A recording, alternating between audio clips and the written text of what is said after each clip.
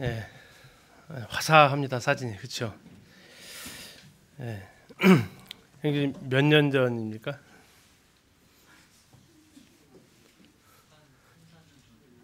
아니, 제일 오른쪽이요.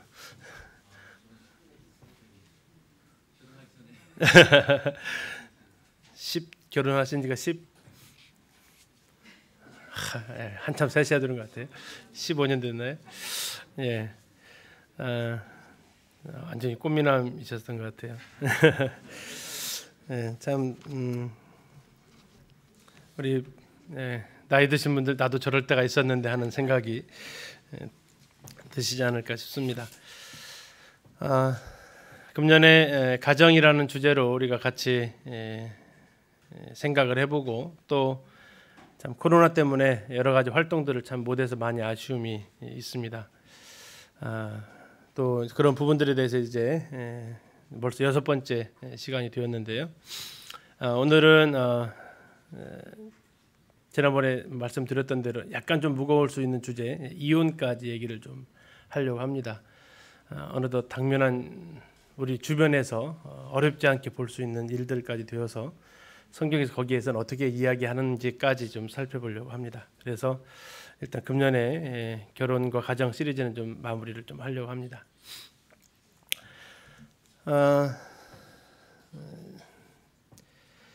저희 형님 이야기를 잠깐 하면서 시작을 좀 할까 합니다. 저희가 가족 5명인데 제가 따라갈 수 없는 숫자입니다. 지금 보시는 대로 대략 보셔도 많죠? 7남매를 두셨습니다. 이 7남매를 둔 가정에 올해 정말 잊지 못할 그 일이 일어났습니다. 참 많이 옆에서 보는 저 자신도 당황스러웠었고요.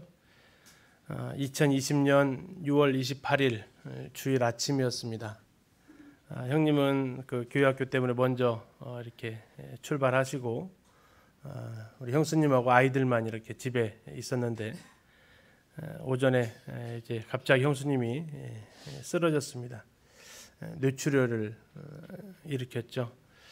뭐 그냥 병원에 가서 링겔 맞고 회복하면 괜찮을 줄 알고 이렇게 출발했는데 전북대학 병원에 응급실 도착했을 때 의사가 던진 그 한마디는 참 형님을 많이 힘들게 했습니다. 장담할 수 없습니다. 라는 이 말이 최악의 상황까지도 물론 이야기한다는 것을 알지만 그걸 직접적으로 듣는 입장에서는 참 쉽지 않으셨을 겁니다. 그러나 참 주님의 은혜 가운데 형수님이 퇴원하셨고 51일 만에 퇴원을 이렇게 하시게 되었습니다. 6월 28일 날 입원했다가 8월 17일 날 퇴원을 하시고 그 가운데서 지금도 회복 중에 계십니다. 그 내용을 이게 퇴원하고 나서 형님이 이제 저희 가족들 그 톡방이 있는데 거기에다가 뭐 병상일기라고 해도 하여튼 형수님을 간호하면서 썼던 글들을 쭉 올려놨습니다. 그 내용들을 다시 이렇게 보면서 나 같으면 저 상황이었다면 어떻게 할까 하는 생각도 좀 들었고요. 읽다 보니까 이렇게 막 저도 개인적으로 눈물이 이렇게 흐르더라고요. 그 중에 한 편을 좀 가져왔습니다.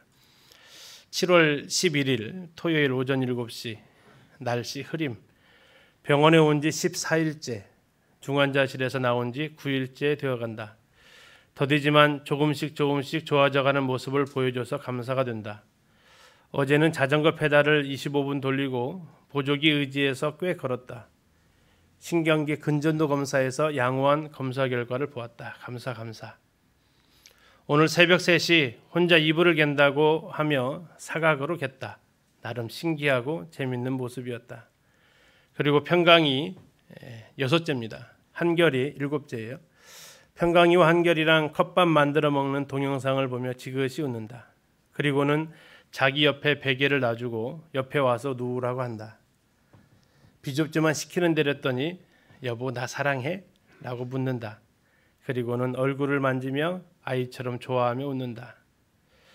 여보라고 부르지만 아직 내 이름이 뭐냐고 당신 이름이 뭐냐고 물으면 아직 말이 없다.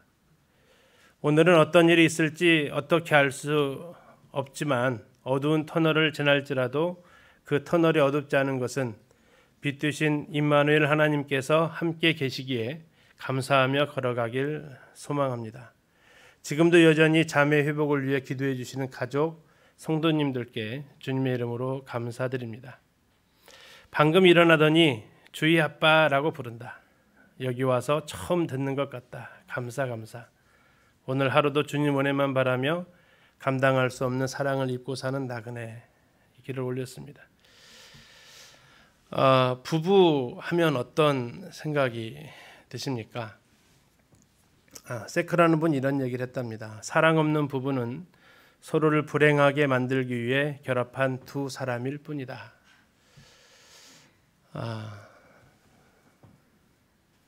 그 형님이 써놓은 글을 읽고 또 그 상황을 이렇게 대비를 한번 해봤어요.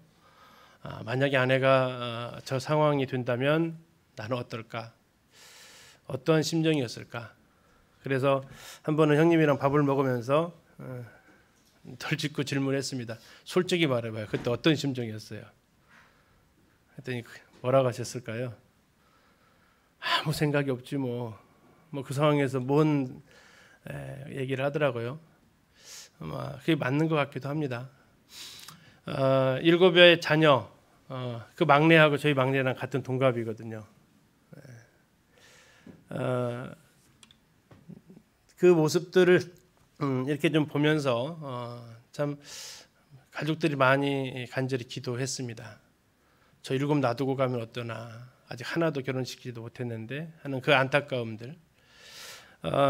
그러면서 이제 부부에 대해서, 제 아내에 대해서 그 소중함을 다시 생각을 해보게 되고, 더 나아가서 이 부부, 가정, 뭐 결혼 이렇게 얘기하지만 참 가정이 따뜻했으면 좋겠다는 생각을 합니다. 따뜻한 가족. 그러면서 이제 생각해봤던 게 참 내가 아내한테 말 한마디 좀 더 따뜻하게 해주지 못했다라는 자책도 뭐 들었고요. 전에 이제 아내가 저한테 한 얘기가 있습니다. 여보, 교회 안에 그 성도님들, 청년 자매들 전화 받을 때처럼 상냥하게 말해주면 안 돼? 내가 상냥한다고 했는데 이렇게 불퉁스럽게 나갔나 봅니다. 그게 아내는 많이 힘들었던 것 같고요. 가장 가까운 사람이고 가장 편한 사람이고 그래서 무례하게 말을 했나 봅니다. 그러나 어쩌면 가장 따뜻하게 말해줘야 될 사람이고 정말 사랑 없는 부부가 서로를 불행하게 만들기 결합한 두 사람일 뿐이다. 정말 나를 만나서 내가 나 행복하려고는 하지 않았지만 적어도 내 가장 가까이 있는 그 한 사람 불행하게 한다면, 행복하게 해주지는 못할 망정 불행하게 한다면 그건 또 참 해서는 안 될 일이잖아요. 그래서 이 결혼과 가정 마지막 시간 준비하면서 어떤 주제로 이야기할까 하다가 참 부부 사이가 참 따뜻했으면 좋겠다. 특히 추워지는 이 날씨에 온기가 있는 가정이었으면 좋겠다. 현관문을 열고 들어갔을 때 포근했으면 좋겠다. 뭐 보일러 틀었다고 포근하겠습니까? 하는 말 한마디 한마디가 포근했으면 좋겠고, 바라보는 눈빛 하나하나가 포근했으면 좋겠고, 서로를 위해서 생각해주고 배려하는 그 마음들이 포근했으면 좋겠습니다. 뭐 그렇다면 뭐 뒷부분에서 이야기할 이혼 얘기도 뭐 굳이 필요 없는 이야기가 되겠죠. 자, 그러면서 이제 오늘 같이 생각해 봅니다. 우리 성도님들 부부 사이 온도가 얼마나 되십니까? 몇 도 정도 되세요? 70도 정도 되세요? 예, 자매님한테 물어봐야 돼요. 예, 70도 정도 되면 뜨거워서 같이 할 수 없는 사이인데, 예, 옆에 가서 따뜻하게 온기로 품어줄 수 있는 그런 서로가 되어줬으면 좋겠다. 남 생각하지 마시고 내 온도만 생각하십시오. 우리 남편은 너무 차가워, 이렇게 하지 마시고 나는 어떤지만, 내 아내는 아니요 내가 어떤지만 생각하시면 좋겠습니다. 그래서 차가우면 보일러 틀듯이 사랑의 마음을 한번 우리가 지폈으면 좋겠습니다. 성경은 부부간에 대해서 이야기합니다. 가장 큰 덕목은 뭐니 해도 서로 사랑하라고 이야기를 하죠. 서로 사랑하는 부부는 그들에게 닥쳐올 폭풍을 이겨나갈 수 있습니다. 사랑은 상대방의 결점을 지나쳐 봅니다. 안 보여서 말하는 게 아니라 보여도 덮어준다고, 사랑은 허다한 허물을 덮는다라고 말씀을 하고 있죠. 약점을 감추어 주면서 보완해 줍니다. 상대방의 아내의 허물이 티입니까 들보입니까? 지금 들보로 보이기 시작했다는 얘기는 무언가 지금 내 눈에, 아내의 행동이 아니라 내 눈에 이상이 왔다라고 생각을 하시고 사랑으로 우리가 바라볼 수 있으면 좋겠습니다. 아내는 돕는 배필로, 남편은 아내를 보호하는 영적 인도자로서 사랑을 표현합니다. 에베소 5장 21절에서 말씀을 드렸습니다. 서로 복종하라. 복종하는 방법이 다를 뿐입니다. 남편은 아내의 머리로서 해야 되는 것입니다. 주님 말씀하신 그 머리는 무엇입니까? 지배하는 머리가 아닙니다. 그 머리는 무엇입니까? 그 머리는 섬기라고 주신 머리입니다. 우리나라에 단편적으로 대통령, 국회의원들 왜 뽑아놓습니까? 국민의 공복이라고 하잖아요. 국민들 섬기라고 하잖아요. 그런데 우리가 그들에게 실망하는 것은 무엇입니까? 뽑힐 때는 종이라고 해놓고 뽑히고 나면 지배하려고 하니까. 근데 이게 인간의 속성이죠. 죄의 속성입니다. 주님은 우리를 남편에게 머리라는 직책을 주셨습니다. 그 머리라는 직책으로 뭘 하라고 주셨을까요? 생각하라고 주시는 겁니다. 아내가 무엇이 필요한지, 아내를 어떻게 도와줄 수 있을지. 뒤에 나오겠지만 그래서 사랑은 지식으로 충만해져야 된다라고 이야기를 하고 있습니다. 아내는 돕는 배필로서 사랑을 표현하는 것입니다. 조언하는 거하고요, 간섭하는 거. 지난 수요일 날 잠깐 그 얘기 가운데 나왔습니다. 조언과 간섭의 차이가 뭘까요? 상대방이 느끼기 나름인가요? 나는 조언했는데 남편은 자꾸 간섭한다고 하나요? 쉽더라고요. 구분하기는 굉장히 쉬웠습니다. 조언과 간섭의 구별점은요, 우리 자매님들이 형제님들한테 조언을 했어요. 근데 남편이 내 말대로 안 해요. 그러면은 마음이 힘들어요? 힘 안 들어요? 힘들면 간섭하신 거예요. 힘 안 들면요, 조언하신 거예요. 그렇게 구별하면 참 쉽습니다. 내가 어떤 이야기를 해서 내 말대로 안 하는 모습을 볼 때 막 속에서 우라통이 나고 속상하고 힘들면 지금 남편을 돕는 게 아니고요. 뭐 하고 있어요? 조종하고 있는 거죠. 아내가 몸이 아니라 목이 되어 있어요. 머리를 움직이는 게 뭐예요? 목이잖아요. 아내는 몸이 되어야 되는데 목이 되지 마시라고요. 조언하는 것은 몸이 하는 일이고 간섭하는 것은 목이 하는 일이에요. 글자 한 가지 받침 하나 차이지만, 그래서 내가 돕는 배필로서 남편이 최상의 결정을 할 수 있도록 돕는 겁니다. 그리고 거기에 대해서 남편이 내 생각과 다르게 하더라도 그걸 존중해 주셔야 돼요. 그렇게 하시다 보면 어떤 일이 있냐면 남편들이 결정할 때 조심스럽게 하나씩 더 나아지는 겁니다. 근데 자꾸 자매님들이 간섭하시고 조정하게 되면 남편이 의사결정하는데 그렇게 신경 쓸 일 없습니다. 그리고 나중에 뭐가 잘못되면 어떻게 얘기하죠? 당신이 그렇게 하라겠잖아, 이렇게 얘기합니다. 그 덤태기 쓰지 마시고요, 최대한 대로 얘기하시고 존중하시고 선택에 대해서 그래도 당신이 결정하세요. 나는 당신이 결정한 데 따를 거예요. 이렇게 하면서 그 존중을 해주시는 게 바로 사랑을 표현하는 겁니다. 사랑할 만한 조건을 갖추고 있거나 복종할 만한 인격을 갖추고 있기 때문에 하는 것이 아니죠. 아내가 사랑스러워서 사랑하는 게 아니라 사랑하면 사랑스러워진다고 합니다. 남편이 인격이 뛰어나서 복종하는 게 아니고요, 복종하다 보면 그러한 인격으로 만들어져 갑니다. 우리 형제님들 저도 잘 못하는 것 중에 하나인데, 아가서에 나오면 사랑하는 사람들이 서로에게 사용하는 애틋하고 마음 녹이는 표현들이 있어요. 우리 형제님들 아가서 좀 읽으십니까? 아가서. 우리 형제님들은 오늘 가셔서 아가서를 꼭 한번 읽어보셔서 그 중에서 골라보십시오. 아내한테 이 말은 해줘야겠다. 제가 혹시 바쁘실 분들을 위해서 저 구절을 써놨으니까요. 적어도 저 구절은 꼭 읽으십시오. 또 안 읽으실 것 같아서 제가 이 자리에서 좀 읽어드리겠습니다. 아가서 1장 15, 16절은 이렇습니다. 내 사랑아 너는 어여쁘고 어여쁘다. 내 눈이 비둘기 같구나. 나의 사랑하는 자야 너는 어여쁘고 화창하다. 4장 7절입니다. 나의 사랑 너는 어여쁘고 아무 흠이 없구나. 9절 내 누이 내 신부야 네가 내 마음을 빼앗았구나. 네 눈으로 한 번 보는 것과 내 목에 구슬 한 깨미로 내 마음을 빼앗았구나. 5장 10절입니다. 내 사랑하는 자는 희고도 불거 많은 사람 가운데 뛰어나구나.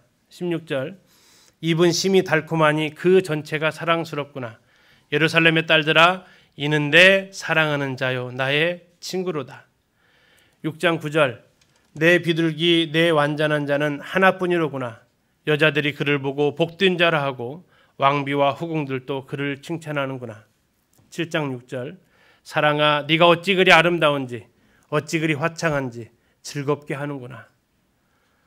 그대로 쓰지 마시고 약간 좀 이렇게 바꿔서 아내에게 이렇게 표현을 해주시면 좋겠습니다. 자매님들 버전은 제가 안 올렸습니다. 거기 보면 또 자매님들 버전이 남편한테 하는 버전이 따로 있습니다. 우리가 서로 이렇게 사랑을 나눌 수 있는 이런 표현 결혼하기 전에만 쓰지 마시고 결혼한 후에도 가끔씩 써주시면 좋겠습니다. 아까 말씀드린 사랑의 보일러를 켜시는 겁니다. 자, 남편과 아내는 함께 많은 시간을 보내야 합니다. 신명기 24장 5절에서는요. 사람이 새로이 아내를 맞이하였으면 그를 군대로 내보내지 말 것이요 아무 직무도 그에게 맡기지 말 것이며 그는 1년 동안 한가하게 집에 있으면서 그가 맞이한 아내를 즐겁게 할지니라라고 권면하고 있습니다. 잠언 5장 18절 19절에서도 내 샘으로 복되게 하라. 네가 젊어서 취한 아내를 즐거워하라. 그는 사랑스러운 암사슴 같고 아름다운 암노루 같으니 너는 그의 품을 항상 족하게 여기며 그의 사랑을 항상 연무하라 라고 말하고 있습니다. 그들은 같은 집에서 삽니다. 같은 식탁을 공유하고 같은 잠자리를 사용해야 합니다. 그래야 이 부부와 남편은 함께 많은 시간을 보낼 수 있도록 해야 됩니다. 그렇지 않으면 이런 부분들에 대해서 이제 어색해집니다. 그러지 않도록 우리가 표현과 시간을 사용했으면 좋겠습니다. 7번에 남편과 아내의 사랑은 영적 생활로 인해서 증진이 됩니다. 하나님과 함께 보낸 시간은 부부간의 사랑을 키우는 데 큰 도움이 될 것입니다. 아굴라와 브리스길라처럼 교회 안에서 함께 주님을 섬겨가는 부부가 되시면 참 감사하겠습니다. 저희 금년의 가정 주제로 세 번째 목표가 뭐였습니까? 교회를 세우는 가정이었습니다. 교회 안에 봉사를 아내한테 맡기지 마시고 남편에게 맡기지 마시고 부부가 함께 교회를 위해서 주님을 위해서 시간을 보내십시오. 함께 할 수 있는 일들을 찾으십시오. 둘 부부가 함께 영적 생활로 이렇게 더 가까워지면 더 많은 친밀함을 느낄 수 있습니다.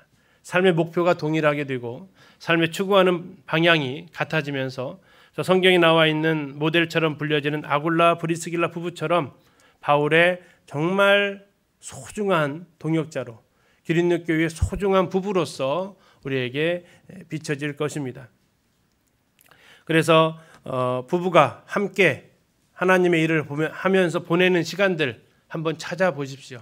교회 와서 청소를 같이 하셔도 좋고 아니면 집에서 부부가 같이 무릎을 맞대고 교회를 위해서 기도하셔도 좋고 또는 성도들 가정을 신방하셔도 같이 가서 식사 교제하셔도 좋고 부부가 함께 할 수 있는 일들을 취미생활이 아니라 하나님을 섬기는 데 이 일을 같이 활용하시면 큰 유익과 도움이 되실 겁니다. 성경에서 말하고 있는 부부 상호간의 역할 두 번째가 순결과 성적인 헌신입니다. 첫 번째가 서로 사랑하기였다면 그것은 긍정적 측면이 좀 더 강합니다. 이제는 우리가 지켜야 될 부분이 두 번째입니다. 순결은 스스로를 성적으로 정결하게 지키는 것입니다. 순결은 남편과 아내가 그들의 관계 안에 다른 사람이 들어오지 못하도록 문을 굳게 지키는 것입니다.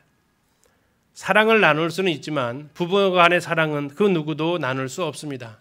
공유가 안 된다고요.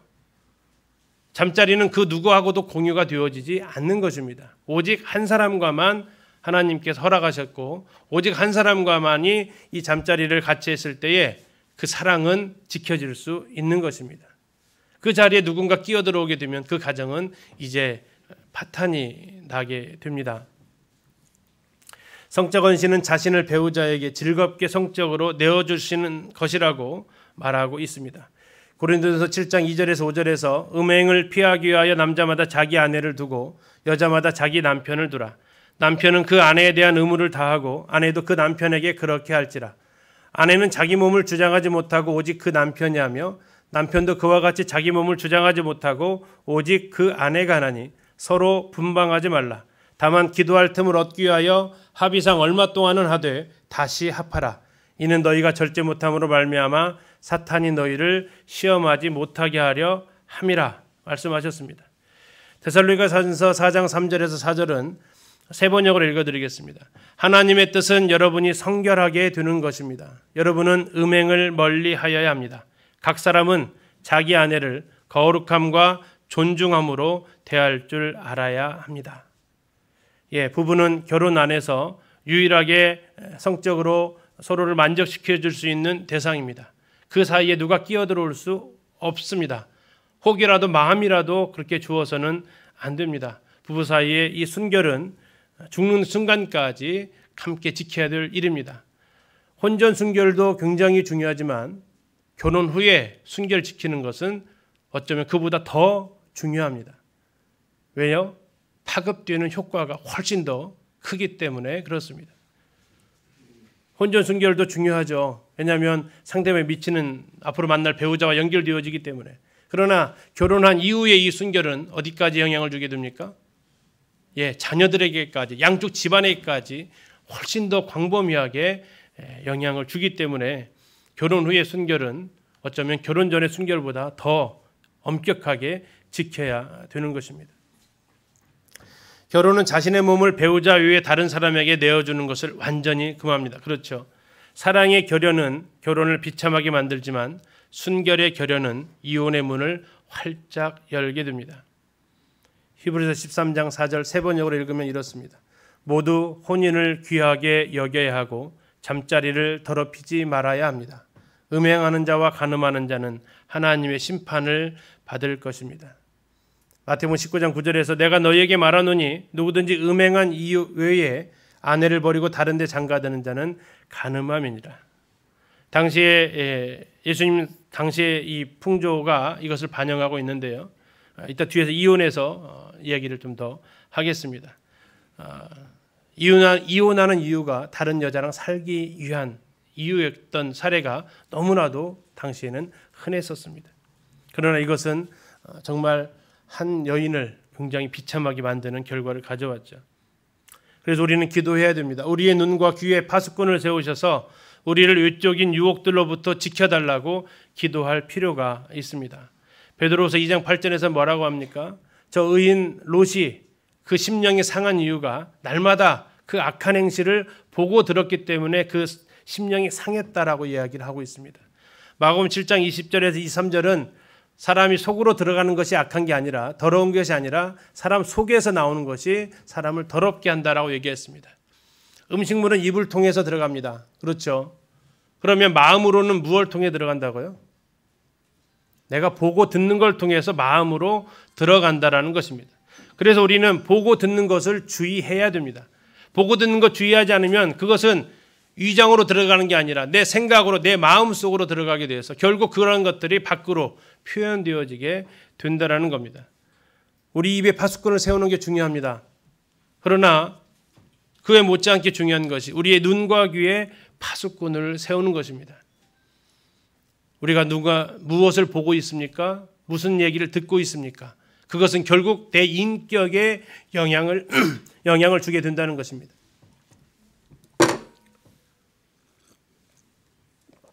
그래서 우리는 하나님 앞에 우리 눈과 귀로 얼마든지 범죄할 수 있습니다. 나는 예외라고 생각하지 마십시오. 성경에서 그 훌륭했던 다윗조차도 무엇을 통해서 범죄합니까? 보았기 때문에 그랬습니다. 보았기 때문에. 남자들은 시각에 굉장히 조심하셔야 됩니다. 남자들의 대부분의 죄는 시각을 통해서 들어옵니다. 여자들은 청각을 조심하셔야 됩니다. 여자들은 또한 촉각을 조심하셔야 됩니다.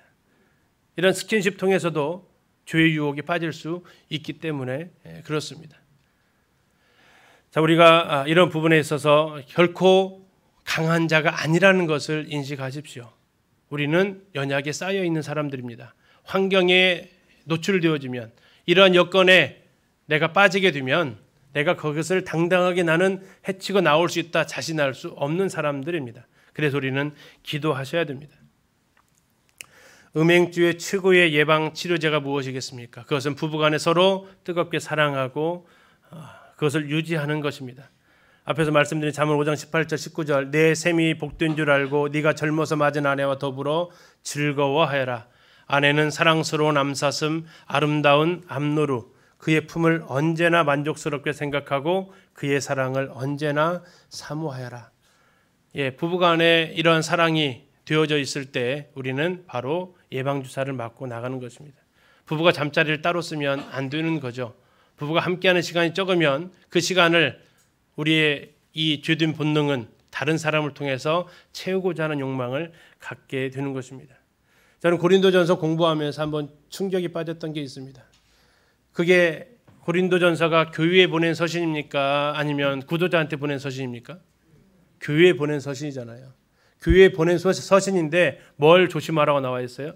음행을 조심하라고 나와 있어요. 성도들도 음행주에 빠질 수 있다라는 겁니다. 이건 하나님 믿지 않는 사람이 하는 일이 아니고 하나님 믿는 사람들도 얼마든지 가능한 영역이라고 성경은 말해주고 있는 것입니다. 그래서 우리가 이런 부분에 있어서 정말 조심하지 않으면 가정에 정말 큰 어려움을 끼치게 되는 것입니다. 6번 외모에 무관심하며 깔끔한 모습을 갖추지 않는 배우자는 상대방에게 유혹의 빌미를 제공할 수 있다. 외모와 전체적인 품행에 적절한 관심을 기울여서 배우자에게 매력적인 모습을 보이려고 노력해야 한다. 배우자에게 자신의 몸을 억제하는 것은 죄악된 행동이다. 앞에서 말씀드렸습니다. 고린도서 7장 5절에 대해서 세 번역으로 말씀드리면 이렇습니다. 서로 물리치지 마십시오. 여러분이 기도에 전념하기 위하여 얼마 동안 떨어져 있기로 합의한 경우에는 예외입니다. 그러나 그 뒤에 다시 합하십시오. 여러분이 절제하는 힘이 없는 틈을 타서 사탄이 여러분을 유혹할까 염려되기 때문입니다. 흔히 세상에서 하는 이야기가 있습니다. 집에 있는 아내가 있고 오피스 와이프가 있다. 사무실 아내가 있다라고 사람들이 부끄럽지 않게 이야기를 합니다. 그러면 그들이 나누는 대화 가운데 어떤 말이 있냐면 아내는 늘 민낯을 보여준다. 그런데 사무실에 오면 그 직원들은 민낯을 하고 나옵니까? 예쁘게 하고 나옵니다. 그러면 나의 본능이 예쁜 여자 쪽으로 향하더라. 그러면서 그것을 합리화하는 말투를 합니다. 물론 잘못되었습니다. 그런데 우리 자매님들 밖으로 나가실 때만 예쁘게 하지 마시고 어디서도요? 집에서도 기초적으로 예쁘게 하십시오. 양치 안 한 냄새, 입냄새 풍기지 마시고 향수 냄새 풍겨주시고 이게 적어도 내가 예쁘게 꾸미는 것이 단 한 사람을 위해서 할 수 있어야 됩니다. 그 부분이 적어도 배우자에 대한 예의죠. 물론 결혼 생활 자체가 민낯을 보여주고 보는 삶이죠. 그러나 그것으로 내 게으름이나 이런 것들을 하지 않도록 주의해야 됩니다. 잠언 31장에서도 말하고 있는 현숙한 여인에 대해서 이야기하고 있지만 이게 자매님들의 올가미가 되지 않기를 바랍니다. 그러나 적어도 그 마음만은 우리가 생각을 해야 됩니다. 그때 당시와 지금이 너무나 달라서 그걸 그대로 문자적으로 적용은 힘들다 하더라도 적어도 그 마음만은 우리가 동일하게 가지고 있어야 됩니다. 자, 이런 가운데서 참 잘 살면 얼마나 좋겠습니까? 그런데 부부간의 갈등이 일어나더라는 거죠. 부부싸움 몇 번이나 하셨습니까? 손가락으로 다 살 수 있어요? 아니면 손 발가락까지도 모자라요? 안 세봐서 잘 모르시죠? 이제 그 성경에 나와 있는 부부간의 갈등, 이 부부간의 갈등은 부부간의 갈등뿐만 아닙니다. 자녀들과 부모 사이의 갈등도 마찬가지고요. 더 나아가서 때로는 성도들끼리의 갈등도 동일합니다. 자, 성경에서는 그러한 방법에 대해서 말씀을 해주시는데 아까 말씀드린 대로 첫 번째가 서로 순종하라입니다. 어떻게 순종해야 됩니까? 그리스도를 경외함으로 피차 복종해야 됩니다. 하나님께서 우리에게 맡겨주신 책임이 있다고 했죠. 남편은 어떻게 해서 순종해야 된다고요? 아내를 사랑으로 인도함으로 순종합니다. 아내는요, 돕는 배필로서 순종함으로 그리스도 앞에 그리스도를 경외함이라고 말씀하고 있습니다. 남편에게 불순종하는 것은 그리스도께 불순종하는 것이고, 아내를 사랑하지 않는 것은 뭐 하는 겁니까? 그리스도께 불순종하는 것입니다. 우리는 피차 그리스도를 경외함으로 사랑으로 순종으로 복종해야 됩니다. 두 번째, 부부싸움의 가장 큰 원인은 자기 중심성입니다. 고린도서 5장 15절에서 사도 바울은 이야기하죠. 그가 모든 사람을 대신하여 죽으심은 살아있는 자들로 하여금 다시는 그들 자신을 위하여 살지 않고 오직 그들을 대신하여 죽었다가 다시 살아나신 이를 위하여 살게 하려 함이라. 결혼을 무슨 목적으로 하면 불행해지기 시작한다고요? 행복해지려고 하면. 누가 행복해지려고 하면? 내가 행복해지려고 하면. 이건 주님께서 그리스도 안에서 세워놓으신 법칙입니다. 주님은 우리를 구원하실 때 뭐 하지 말라고요? 너 자신을 위해 살지 말라고요. 어떻게? 다시는. 왜요? 그렇게 살아봤을 때 불행이 찾아왔지 않냐 이거죠. 그렇기 때문에 이제는 다시는 너를 위해서 살지 말라고 주님 말씀하십니다. 주님을 위해서 사는 것입니다. 주님을 위해 산다는 게 무엇입니까? 뒤에서 나오겠지만 주님께서 우리에게 주신 그 명령을 순종하면서 살아가는 것입니다. 아내를 사랑하고 남편에게 복종하면서 나를 위한 것이 아니라 상대방을 위해서 살아갈 때 주님께서 이뤄놓으신 이 법칙이 작용하면 우리는 행복할 수 있습니다. 세 번째로 서로 상처를 받아주는 게 필요합니다. 로마서 14장 2절에서 어떤 사람은 모든 것을 먹을 만한 믿음이 있고 믿음이 연약한 자는 채소만 먹느니라. 부부의 성장 배경이 다릅니다. 살아온 환경이 달라요. 그래서 어떤 남편은 그냥 편하게 그냥 농담으로 지나갈 수 있는 말인데도 불구하고 아내가 그 이야기를 들으면 아내는 눈물을 흘릴 수 있습니다. 마치 소금을 한 주먹 쥐고 손바닥에다 한번 비벼보십시오. 아파요, 안 아파요? 평상시는 안 아픕니다. 근데 만약에 손바닥에 칼로 벤 상처가 있어가지고 그 상처가 있음에도 불구하고 거기다 비비기 시작하면요. 그건 정말 고통스러운 것입니다. 그러면서 거기다가 아니 왜 나는 소금 아무렇지도 않은데 왜 그걸 아프다고 그래? 이렇게 말해서는 안 되는 거라는 거죠. 그에게는 그것이 감당하기 어려운 상처들이 있다라는 겁니다. 물론 그 상처 때문에 나는 이걸 정당화라는 건 아닙니다. 그러나 한 번은 나에게는 아무것도 아닌 것이 아내에게는 남편에게는 굉장히 힘들 수 있겠구나. 믿음이 성장한다는 것을 어떤 책에 보니까 어떻게 그럴 수가? 이 말이 그럴 수도 있겠구나. 이 말로 바뀌는 것이 믿음이 성장했다라는 모습이다라고 이야기한 걸 읽은 적이 있습니다. 아니 왜 그래? 이게 아니라 그럴 수도 있겠구나. 사람마다 살아온 배경, 환경이 다 다른 남녀가 만났기 때문에 또 남자와 여자가 기질적으로도 많이 다릅니다. 더 나아가서 성격도 다르잖아요. 배경 다르죠. 기질 다르죠. 성격 다르죠. 환경 다르죠. 그런데 똑같게 어떤 상황을 똑같게 받아들인다는 것은 기적입니다. 그것은 여기 살아오신 데는 한 20, 30년 살아오시면 이제 같아지는 거죠. 초기에는 더 많이 다른 거죠. 오죽하면 어느 결혼 관련된 책에 천일 안에 다 싸워라 이런 말이 있겠습니까? 책 제목이 그거예요. 천일 안에 다 싸워라. 서로 다른 점을 그 안에 서로 맞춰가라는 얘기죠. 치료를 향한 첫 걸음, 서로 상처를 받았을 때 치료를 향한 첫 걸음을 얘기해 주고 있습니다. 그러면 내 지식으로 그 믿음이 약한 자가 멸망하나니 그는 그리스도께서 위하여 죽으신 형제라. 형제 자매를 볼 때, 아내와 남편을 볼 때 무슨 시각으로 보셔야 됩니까? 그를 위해서 주님이 죽으셨구나라는 시각으로 봐주십시오. 근데 이게요, 바꿔서 본다니까요. 나를 위해서 주님이 죽으셨어. 그게 쉬우세요? 그 형제를 위해서 주님이 죽으셨어. 이게 지우세요. 우린 예배 시간에 너무나도 깊이 묵상하시면서 주님이 나를 위해서 죽으셨어. 이것에 너무 깊이 묵상하시다 보니까 이게 심각하면 공주병 아닌 공주병으로 가는데요. 왕자병 아닌 왕자병으로 가요. 어떻게 가요? 주님이 나를 위해서 죽으셨는데 당신은 나를 위해서 뭐 해줄 거야? 이렇게 가요. 맞아요, 안 맞아요? 맞잖아요, 그렇죠? 주님은 나를 위해서 죽었는데 당신은 나한테 뭐 해줄 거야? 이렇게 간다고요. 그렇게 되면 불행하기 시작한다고요. 어떻게 하라고요? 그거 바꾸시라고요. 아, 주님이 내 아내를 위해서 죽으셨구나. 주님이 내 아내 위해서 죽었으면 나는 아내를 위해서 뭘 해줘야 되지? 이렇게 생각하시면 그 가정은 행복할 수 있다고요. 바라보는 시선을 바꿔주십시오. 그리스도께서 위하여 죽으신 아내요, 죽으신 남편이다. 진실한 사랑의 시작은 에베소 4장 15절의 세 번역입니다. 우리는 사랑으로 진리를 말하고 살면서 모든 면에서 자라나서 머리가 되신 그리스도에게까지 자라가야 합니다. 자, 사랑으로 진리를 말하고 살라라고 얘기하고 있습니다. 자, 이걸 또 다르게 말하는 방법은 뭐가 있을까요? 사랑으로 진리를 말하는 방법이 있고 또 하나는요.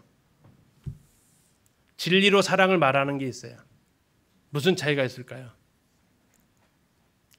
쉽게 얘기하면 이렇습니다. 알약 있죠, 알약. 쓰디쓴 알약. 그걸 아이들한테 먹일 수 있는 방법이 뭐죠? 저는 가루약을 되게 싫어하거든요.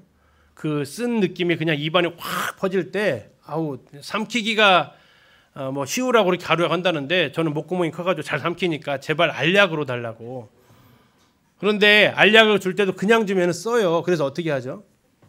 거기다가 당을 입혀요. 그래서 당이정이라고 하잖아요. 알약에다가 요즘은 색깔도 입히더라고요. 핑크색, 하늘색 이렇게 아이들 먹이려고. 자, 근데 그 알약 속은 어때요? 써요? 달콤해요? 쓰죠. 그 안에까지 달면 약이 아니라 그건 사탕이에요. 그렇죠? 겉은 달지만 속은 쓰라고요. 이게 사랑으로 진리를 말하는 거예요. 근데 만약에 겉이 쓰고 속이 달면요. 그 속에 있는 맛을 보려고 그걸 받아 먹을까요? 어떻게 하죠? 바로 웩 하고 뱉어버려요. 이게 진리를 가지고 사랑을 이야기하는 거예요. 주님은 에베소 교회를 향해서 말씀하시는 겁니다. 사랑으로 진리를 말해라. 다시 말하면 우리가 형제 자매나 또는 아내나 남편의 눈에 거슬리는 행동이 있어요. 그러면 왜 이야기를 하는 거예요? 내 눈에 거슬려서 이야기를 하게 되더라고요. 그러면 뭐가 먼저 나가요? 사랑이 나가요? 진리가 나가요? 진리가 나가. 왜 그렇게 해? 그렇게 얘기를 하는 거죠. 근데 그것은 사람을 변화시키지 못한다고 말합니다. 사랑으로 진리를 말해야 됩니다. 그리고 부부는 어제보다 더 나은 오늘입니다. 오늘보다 더 나은 내일입니다. 전도서 기자가 얘기합니다. 옛날에 오늘보다 나은 것이 어찌미냐 하지 말라. 그렇게 묻는 것은 지혜가 아니니라. 어제 부부 생활 살아오면서 신혼으로 돌아가고 싶으세요? 난 지금이 더 좋으세요? 예, 그 말이 나와야 돼요. 부부가 똑같이. 왜요? 더 주님의 갈릴리의 포도주는 처음 포도주보다 나중 포도주가 어떻다고요? 더 좋았다라는 거예요. 이게 되어지면 그 부부는 정말 남은 삶이 더 행복해집니다.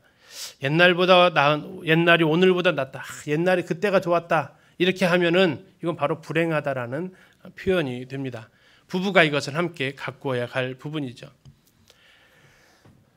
다음에 부부간에 갈등이 일어납니다. 그런데 그 갈등을 잘 해결하면요, 서로가 서로를 빛나게 할 수 있습니다. 철이 철을 날카롭게 하는 것 같이 사람이 그의 친구의 얼굴을 빛나게 한다고 말씀하십니다. 부부가 서로 상대방의 얼굴을 뭐하게 할 수 있다고요?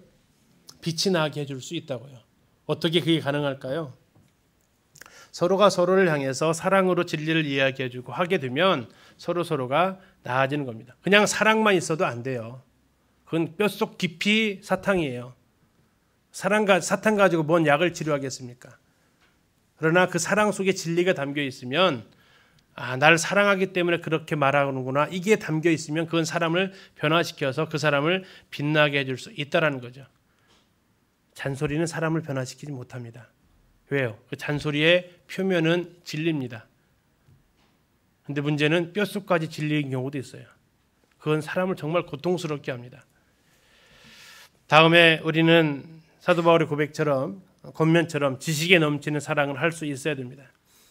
내가 기도하는 것은 여러분의 사랑이 지식과 모든 통찰력으로 더욱더 풍성하게 되기를 기도합니다라고 얘기합니다. 알아야 됩니다. 아내가 싫어하는 거, 남편이 싫어하는 거, 아내가 좋아하는 거, 남편이 좋아하는 거 알아야 돼요. 근데 알면 이걸 무기로 쓰지 마세요. 이 말하면 화내지 하면서 그거 쓰지 마시라고요. 좋아하는 거 해주시고요. 그래서 우리가 점점 그 남편과 아내에 대해서 서로 알아가게 될 때 우리가 더 풍성한 사랑을 할 수 있다고 얘기하고 있습니다. 그리고 그 사랑은 반드시 표현되어져야 한다고 말씀하고 있습니다.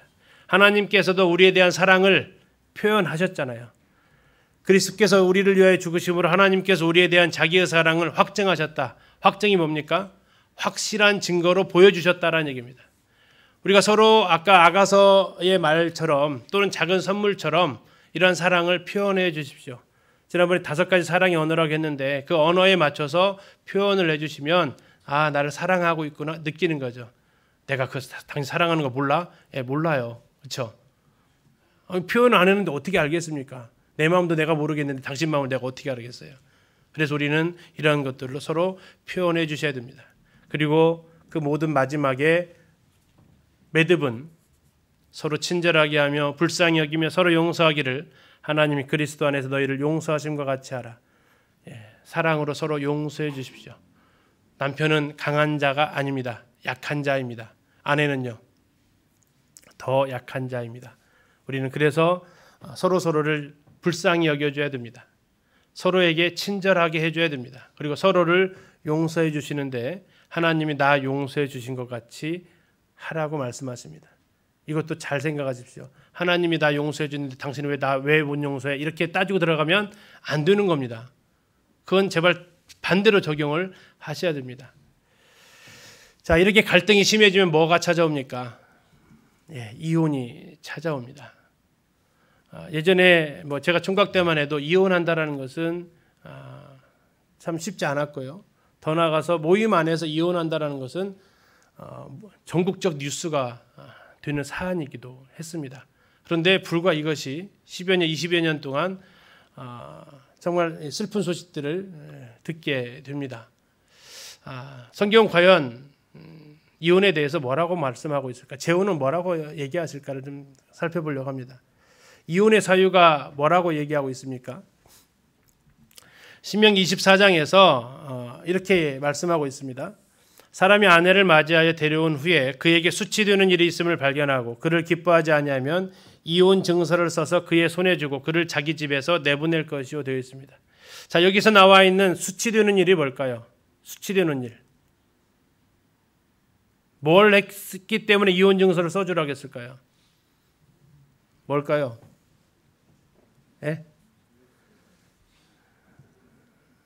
마스크 안 쓴 제가 얘기하겠습니다. 여기 우리가 잘못 알게 되는 경우 저게 바로 이제 음행이라고 생각할 수 있다는 겁니다. 근데 음행 아닙니다. 저기 나와 있는 수치스러운 일은요. 왜 음행이 아닐까요? 왜 음행이 아니냐면요. 음행은 죽여야 돼요.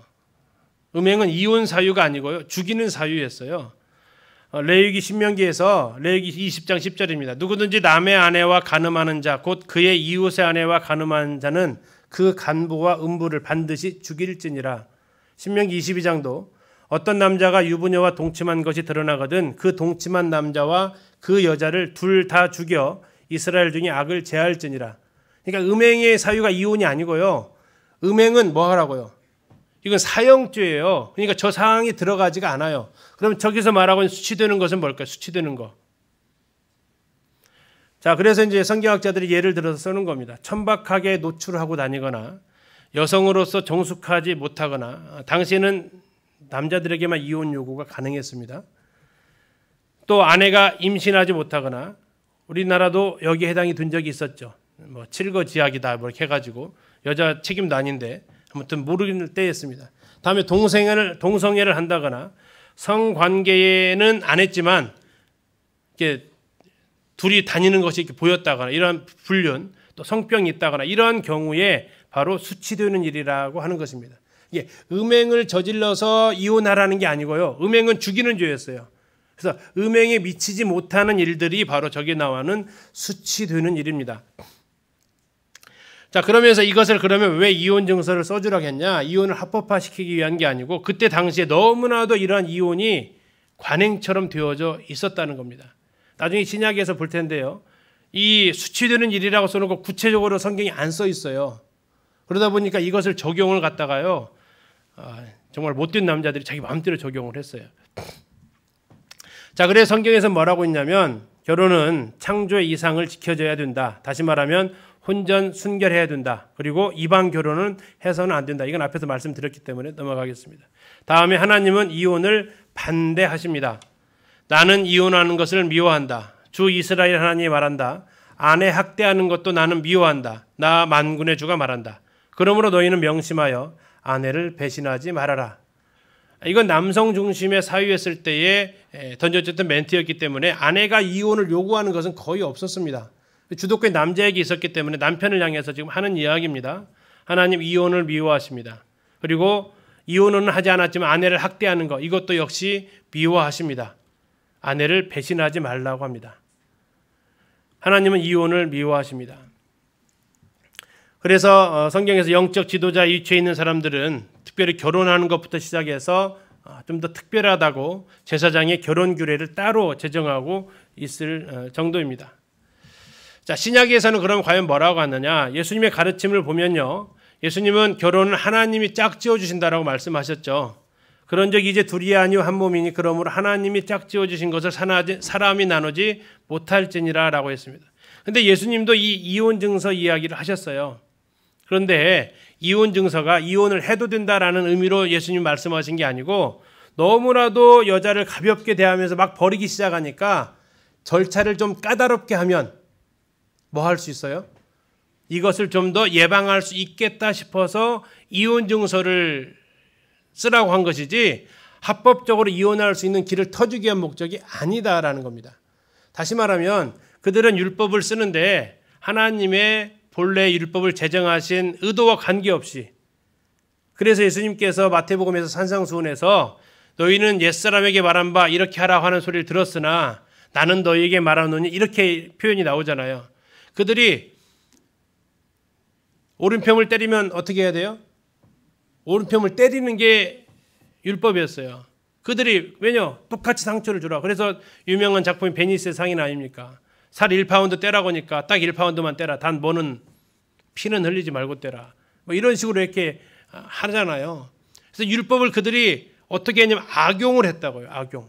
이혼 증서가 그 대표적인 것 중에 하나인데 이혼 증서 주면 나는 할 거 다 했다라는 생각을 하는 거. 이것이 문제였고 그래서 하나님이 이혼 증서를 주라는 것은 이혼하라고 길을 터준 게 아니고 이것마저 없으면 마음껏 흔히 말하는 갑질을 해서 있는 힘을 이용해서 여자들을 못 살게 굴 거니까 조금이라도 복잡하게 번거롭게 해야 너희들이 이런 일을 안 할 거니까 이건 이혼의 남발을 막기 위한 것이었다라고 하십니다.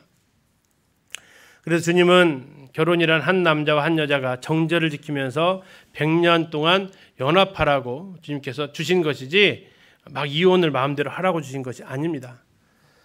그리고 음행한 이유 외에 이혼은 불법입니다. 그리고 음행은 이혼의 필수 조건이 아닙니다. 다시 말하면 음행했기 때문에 이건 무조건 이혼이야 이런 차원이 아니라는 겁니다.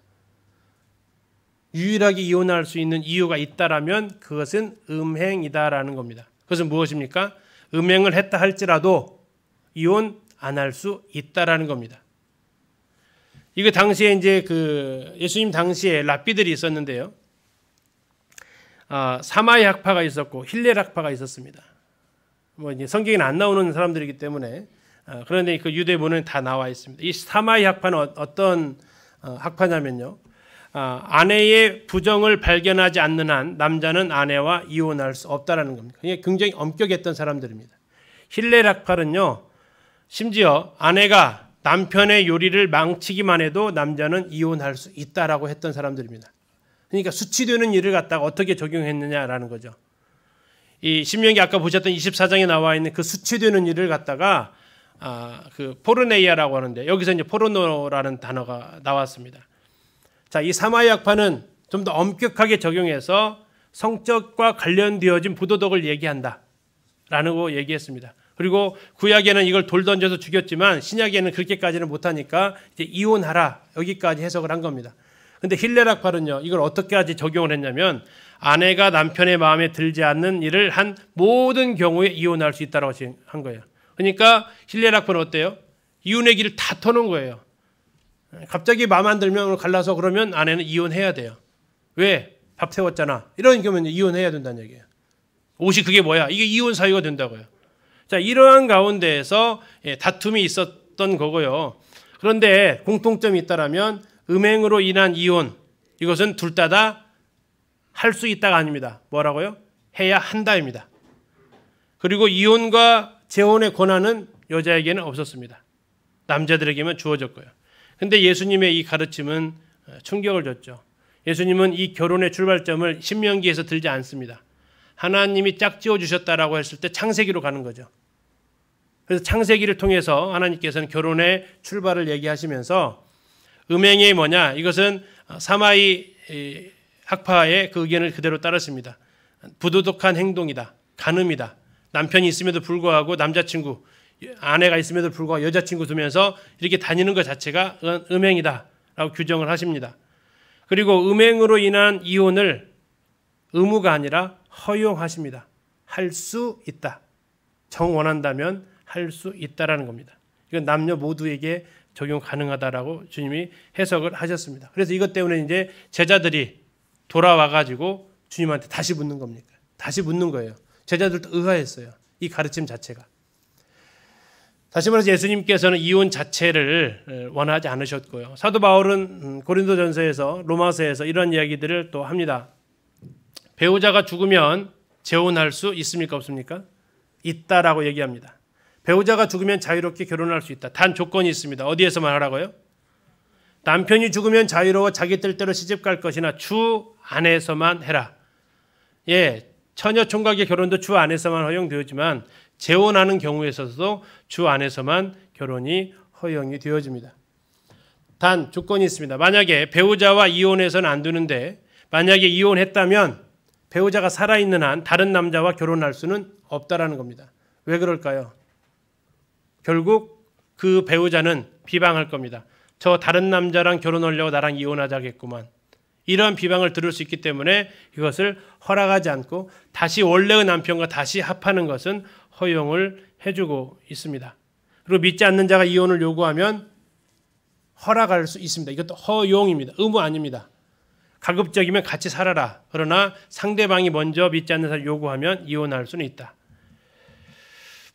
이제 마지막입니다. 깨어진 관계, 부부싸움에서 이제 도를 넘어친 그런 경우입니다. 우리는 어떻게 이것을 회복을 해야 될까요?